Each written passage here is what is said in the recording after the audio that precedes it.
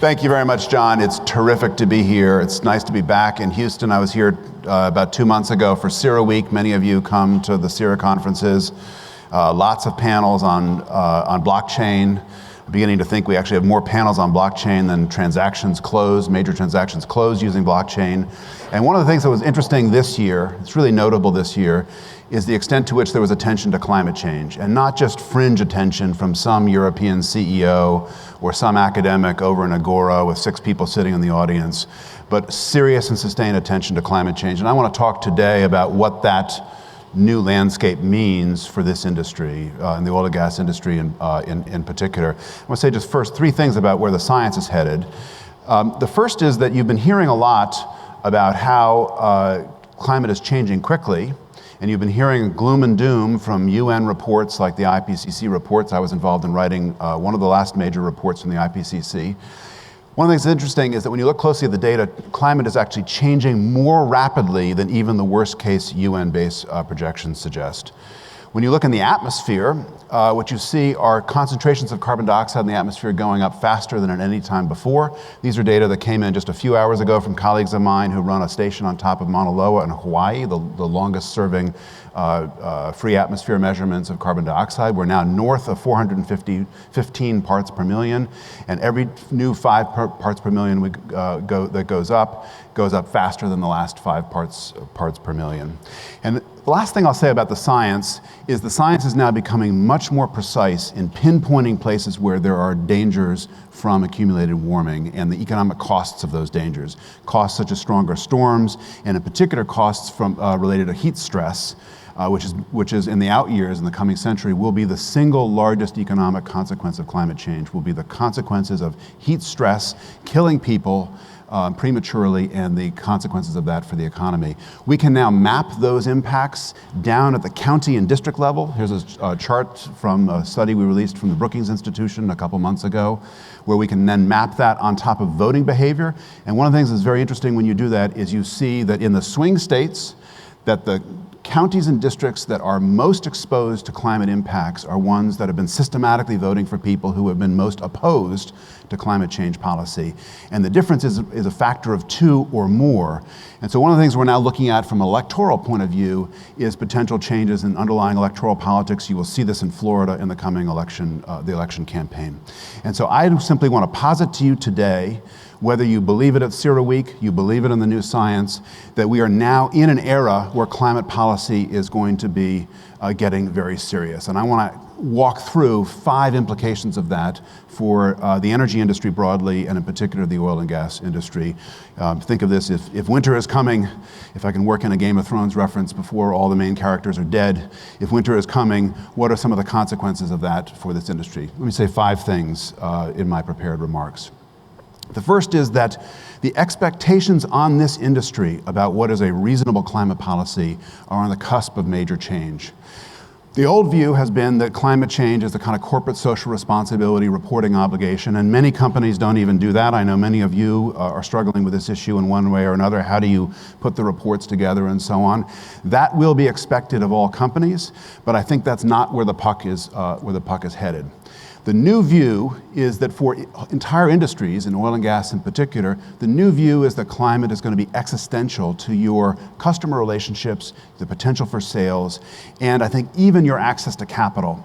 One of the most striking things I've seen in the capital markets is the extent to which large pools of capital are now applying, in effect, screening tests about providing capital to companies. And these screening tests used to be fairly simplistic reporting obligations of the corporate social responsibility type, and are now in the process of shifting in the direction where, for example, entire industries are being screened out. The coal industry, in effect, is screened out of large pools of capital. Now, anyone who's still in coal after the last super cycle probably should be looking for employment, but you're now starting to see a growing number of pools of capital that are looking at screening tests applied to the oil and gas industries in ways that will be directly harmful to your interests as firms.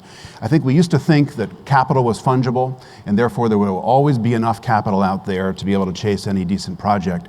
You're now seeing a larger fraction of the available capital that is applying these kinds of tests in ways that will be material to your industry. You're starting to see more accountability around Scope 3 emissions, so these are emissions that are outside your your fence line, but are caused by products that you're producing. And I'll talk a little bit more about the issues surrounding natural gas, where I think the entire industry is currently somewhat delusional about the risks to the industry in terms of future demand.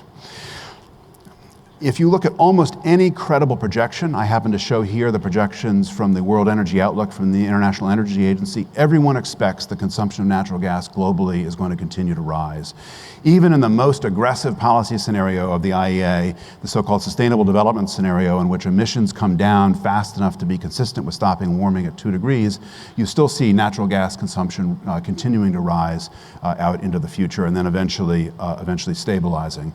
What's happening here in the United States is extraordinary in terms of natural gas production, but what's also extraordinary in the United States is the extent to which there are new layers of accountability and questions being raised about the industry and its sustainability.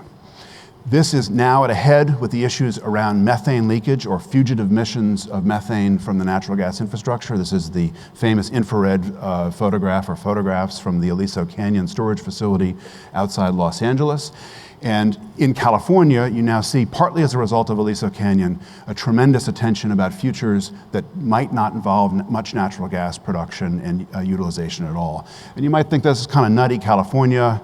Those guys are always off doing crazy things, but we're starting to see more questions being raised by regulators and policymakers across the rest of the country and indeed across the rest of the world about how you square natural gas with a world that has much lower emissions. And the front lines of that have been fugitive emissions, where we've seen some companies, initially European companies, and now some of the larger American companies, but not yet the independents by far, some companies looking at the questions of how you in effect go to zero fugitive emissions across the entire sector.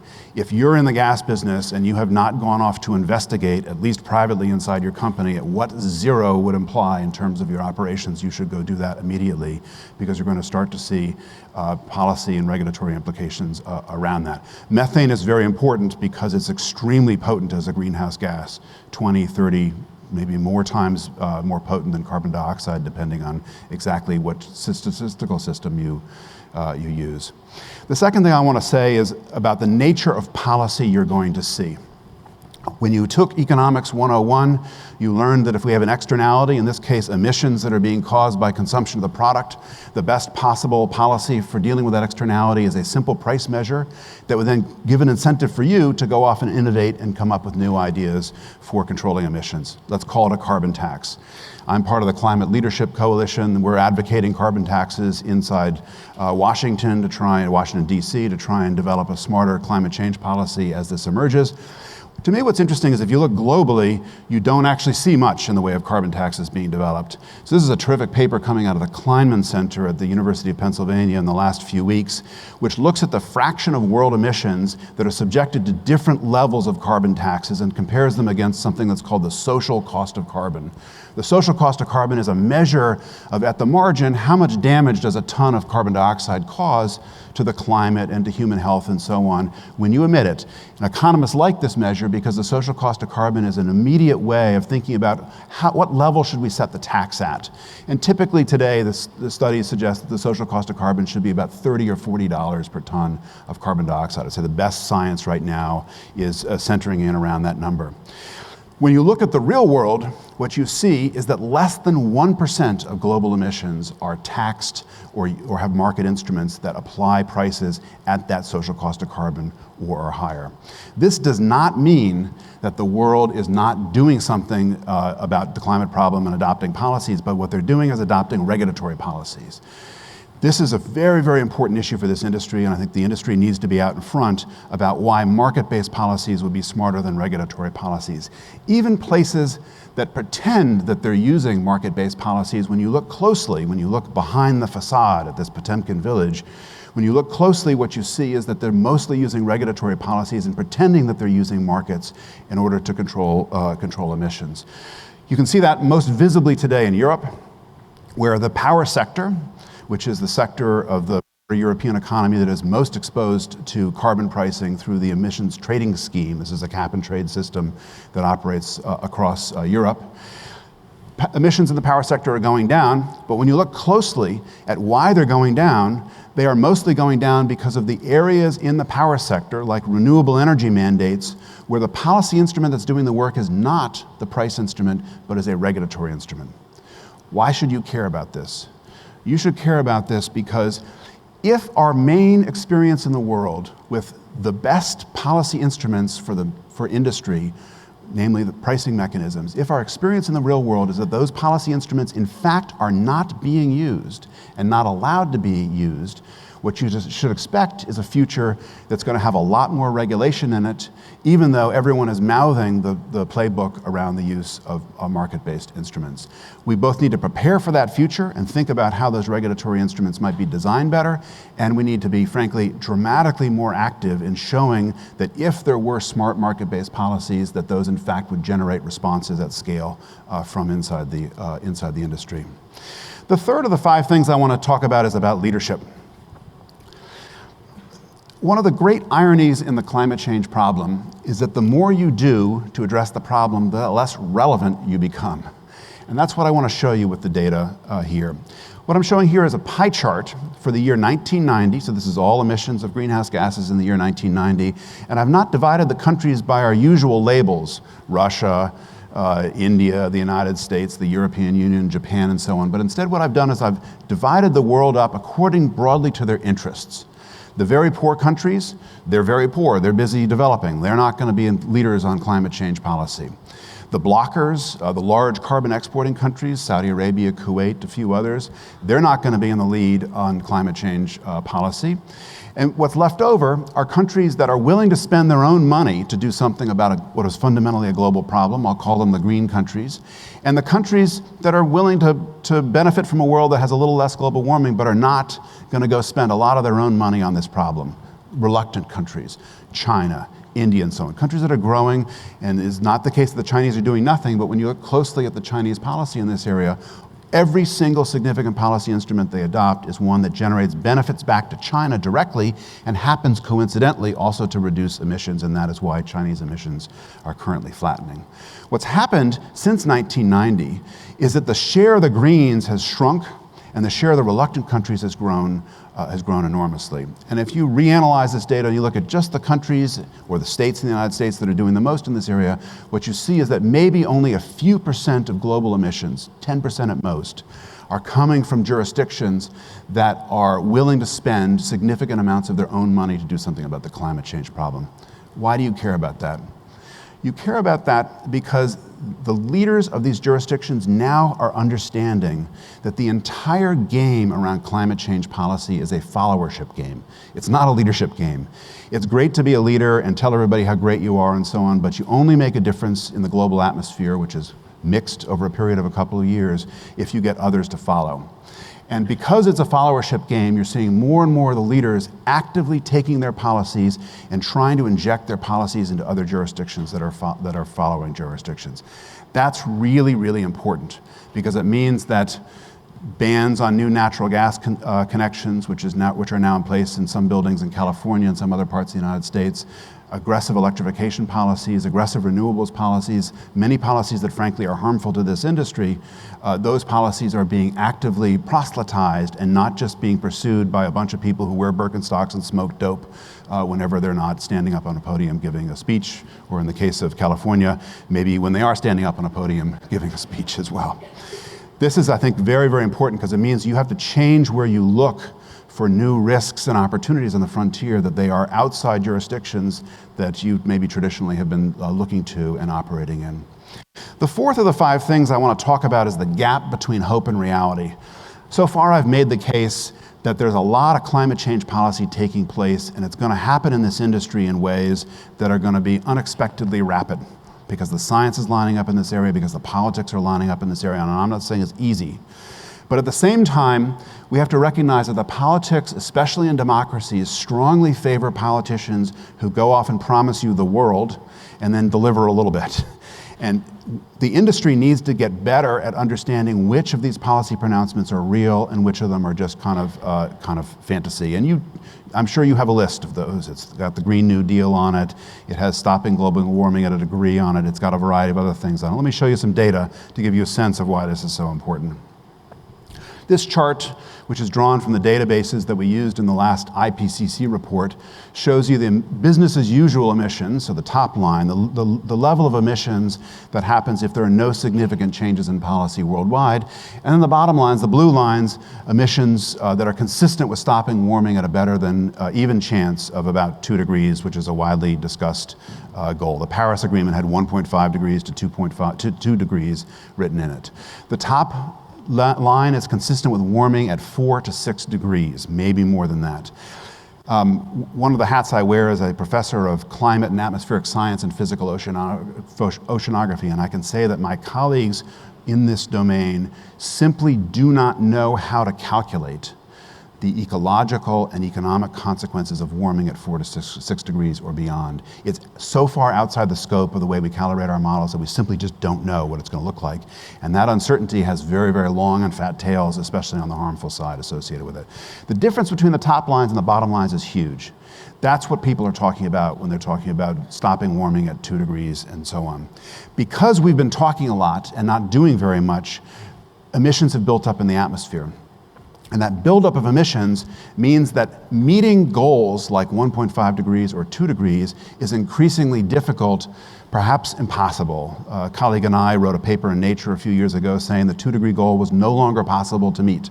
And I've never received more hate mail for anything I've written as a scientist in my entire career than telling people that this cherished goal was not possible.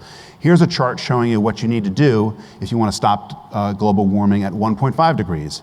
If we had started in the year 2000, we would have to reduce emissions 4% per year sustained essentially forever. 4% per year is about the rate at which emissions declined in the French economy during the most aggressive build-out of the French nuclear program. Given the situation that we're in today, if you want to stop warming at 1.5 degrees, you have to cut emissions 18% per year globally, every country, sustained essentially into the future. It is, of course, completely ridiculous, and yet there is no major politician at any of these global meetings who will stand up and say, you know what, we're all talking about 1.5 degrees, but it's not actually feasible.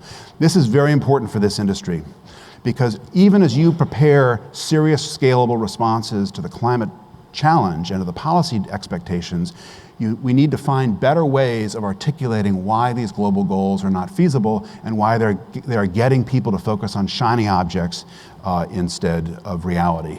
And in fact, when you look at the more modest goals, just what countries said they would do in Paris, no major Western jurisdiction is on track to meet its Paris obligations.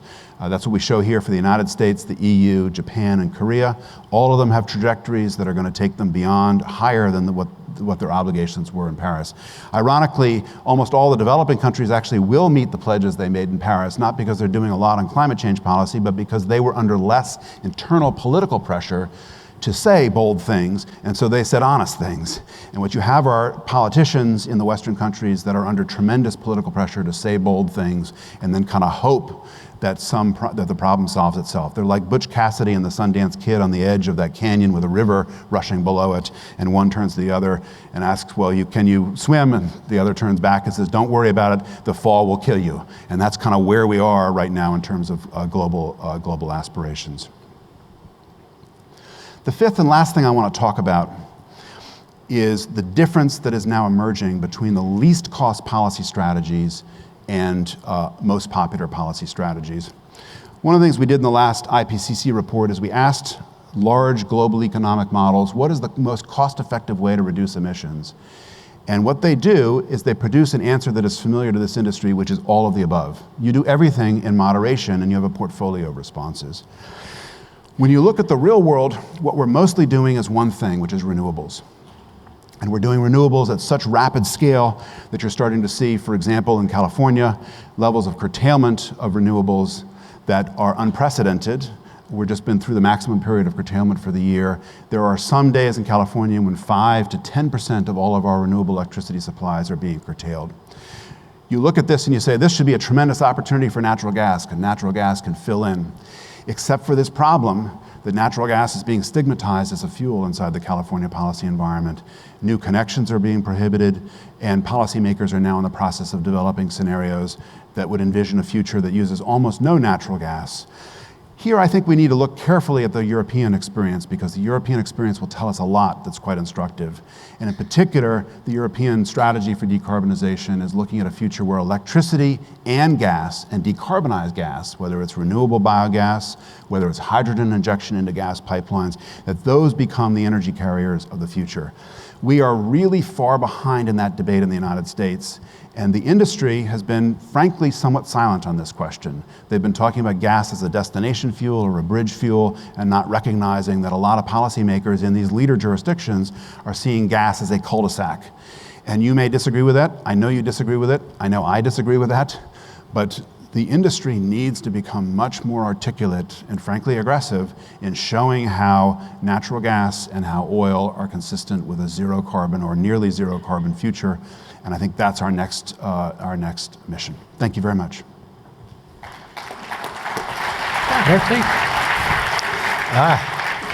And Albert, if you can hear me, the device isn't putting up any questions, and it may be that there were so many you broke the device. But we'll start out with this one. Being from California, is the anti-fossil fuel sentiment so great that even if we could eliminate emissions, we're still on a path where a large portion of the public would not understand that it's not an issue for the environment? Yeah, so I think we're not quite at that point, but we're getting to that point. It's extraordinary in the last 4 or 5 years, the extent to which, even with a governor who understood that you needed a portfolio of responses that might actually even include new nuclear power, that what we saw on the ground was decarbonization through renewables and renewables alone. So I think that's actually a big risk for the industry. There's a very smart report that Ernie Moniz led that just came out about 2 or 3 weeks ago from the Energy Futures Initiative that is trying to make this argument that we need to look at a portfolio of responses. But outside the load-serving entities inside California, the gas industry, frankly, for the most part, has not been particularly helpful in showing how a different future would be consistent with going to zero emissions. I mean, it seemed like a difficult task for you to be, sort of chairing a panel on the community engagement with shutdown of a nuclear facility when you know it's going to convert to natural gas. How do you reconcile it just personally? Well, so I was very opposed to the shutdown of that plant and wrote a lot of stuff in the media about why the shutdown was going to be bad for the state's efforts to reduce emissions. I was opposed to the announced shutdown of Diablo Canyon, which will be the last reactor in California. It'll start shutting down about 2024. I don't see how you're serious about decarbonization and then you only have one tool in the toolbox, which is renewables. We're making a little bit of progress. So you see, for example, both in California and in New York, these bold announcements about going to zero emissions have been very carefully crafted such that they're not just emissions about statements about renewables, but they're statements about all fuel sources. But we need to see actual projects at scale showing how, for example, load following natural gas with CCS, how that actually works, and why that's part of the kind of viable future. Hopefully other people have this question. I understand the coalition that anti-fossil fuels, and I understand the coalition for renewables. So tell me what you think's the growth rate and the success or the momentum that's behind, and explain what it is too, the coalition for deep decarbonization. I would say the coalition for deep decarbonization, using that terminology, is still wonky and pointy-head academic types. What's more alarming to me is that the coalition of folks. So what does it mean, deep decarbonization? Deep decarbonization, let me make a contrast. Okay. What has happened in this country with the natural gas revolution, which has been just extraordinary, and all of you know that better than I do. You certainly know that better than I do. There's a lot of things you know better than I do. What's happened with the natural gas revolution is that gas sub $3 a million BTU is outcompeting coal for power generation, and we've had shallow decarbonization, 10, 15, 20% reductions in emissions overall. And then it flattens out. Deep decarbonization is about emission cuts that are much larger than that, 60, 70, 80%. if you want to really stop climate warming, then the rich countries at least need to contemplate emissions cuts that are essentially down to about zero so that the atmosphere overall can stabilize. My own view is that we're not going to do that. That we're in for a lot of warming as a result of this because the politics and economics of that are almost impossible. But that's the difference. But shallow decarbonization is the kind of thing that happens either on its own, which is more or less what's happening right now in the United States, or with modest policy incentives at the margin that don't really change underlying business, whereas deep decarbonization is potentially totally transformative to the business.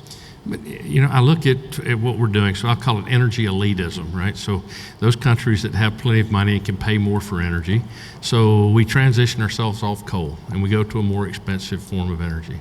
And then we see coal consumption rise 3% year over year. So does it really matter what we do, or is the demand in energy poverty countries so great that we can't get ahead of the carbon issue? Yeah, so I think that there's a profoundly important question there. This is a foreign policy problem. This is a problem that is the result of emissions being mixed globally in the atmosphere. And so therefore, what we do is only good so far as it has an impact on the rest of the world's emissions. This has been my concern about the current administration's strategy around Paris and other forms of international cooperation in this area. I will say that the most of the growth, the 3% year-on-year growth in coal consumption, for example, most of that growth is not coming from the poor countries that are barely able to connect people up to the grid. Most of that growth is coming from middle-income countries that are growing rapidly economically. We did a calculation a couple years ago where we asked ourselves, what would happen if you took the 1 billion people who don't have access to electricity right now, hooked them all to the grid, gave them all coal-fired electricity at a very large allocation, and what happens is that world emissions go up only 1%. So the issue of the energy poverty is one of the things that we have to solve as kind of for humanity, but it's not actually, I think, at the core of global emissions. Okay, a bunch of really hard questions here. So, what are your comments on the Green Deal from our favorite senator here in the oil and gas industry, Ocasio-Cortez? I hear she's had a long career in the oil and gas industry before. There are people that have called her lost circulation material, but so. I'd heard they're fracking in Brooklyn, but maybe I was misreading the wrong news source. So I have been opposed to the method of the Green New Deal in almost every dimension to it. I am concerned about the large role for the state. I'm concerned about this as a state-driven infrastructure project. I'm concerned about this as a Christmas tree on which everybody hangs, whatever ornament they've got, and then suddenly the Christmas tree falls over. It's not so good for Christmas. I think, though, this is one of those things that is easily mocked and thus also easily misunderstood, because directionally, the Green New Deal in terms of deep reductions in emissions is the right way to think about it. The speed at which they're proposing, the speed at which Jay Inslee's proposal, which just came out, the speed at which they want to change the energy system is radically different from what the energy system can actually do. And so in that sense, there's a lot of smoking and inhaling going on. But I think it's in some sense, it's so easy to mock the methods that it's easy for people to misunderstand that actually what she and a lot of other people are doing is actually a signal of the direction where the industry needs to start thinking and planning. Yeah, I made that comment at a recent conference and said that not only that, you may not like her end model, but we do have a compass direction that seems to be supported by a bipartisan group in Washington, and it looks as though with the diminishment of the EPA that we're seeing a strengthening in Congress's willingness to sort of regulate this. Would you agree with that? And then the other piece of this that does concern me a lot is when we get all the regulation, are we going to eventually tax demand, or are we going to tax production? So I think there's a deeper bipartisan support for reasonable or kind of modest action on climate change than would seem to be the case when you just kind of look at the headlines of what's happening in Washington. It's interesting, one of my colleagues did a careful social science survey where they measured the attitudes that staffers have about their own constituents. So staffers, as everyone knows, staffers do a lot of the work in Washington or in any legislative process, and the staffers all think that their constituents are highly polarized on the climate change issue. Much more polarized than you actually see when you go look at the actual polling data inside the district. And so there is this disconnect between the elite and I think what the broad public wants to happen here. But one last kind of comment about this, which is, I am not optimistic about clearing major gridlock in Washington anytime soon. When you look at the data over the last 20 or 30 years, you see polarization is at an all-time high. There are a lot of discussions about why that is. Some of that's income inequality. You see respect for institutions going down, and that it's harder to get things done at the federal level. What I'm concerned about is that what that means is that you're going to have a policy response in this area which is going to be on a steroids version of what we see already, which is all the states running off and doing their own thing. And mostly using regulation and not price instruments. And as someone who cares about the economic efficiency and the kind of the wise stewardship of capital, that concerns me deeply, because it means that we're going to have a kind of hodgepodge of conflicting regulatory responses and no opportunity for the country as a whole, let alone the world, to in some sense flex the real power of capitalism, which is to send a clean signal to firms and then get out of the way while they go off and do stuff. It feels like we're doing a tremendous amount of work on reporting. So greenhouse gas protocols, the capture mechanisms from OCO2, OCO3. And so we're gathering the information, and reporting's one step. Then there's attribution. And then following attribution, who's creating it? There's taxation.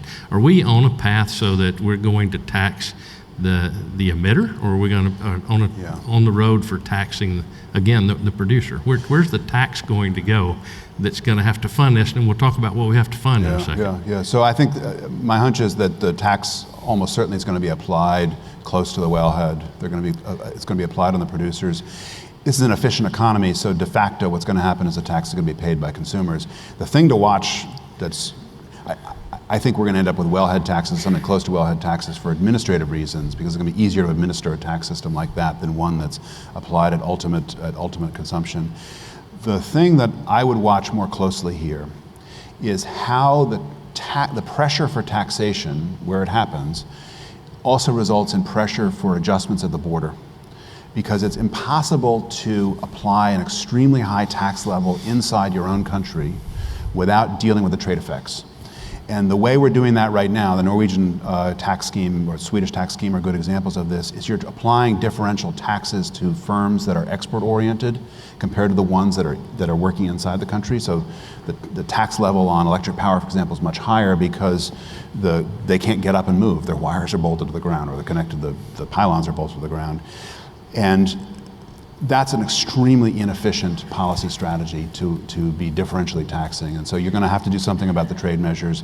If you think the trade war that we're in right now with the Chinese is a nasty one, when we get to having trade wars about the border adjustments for carbon, it's going to be much nastier.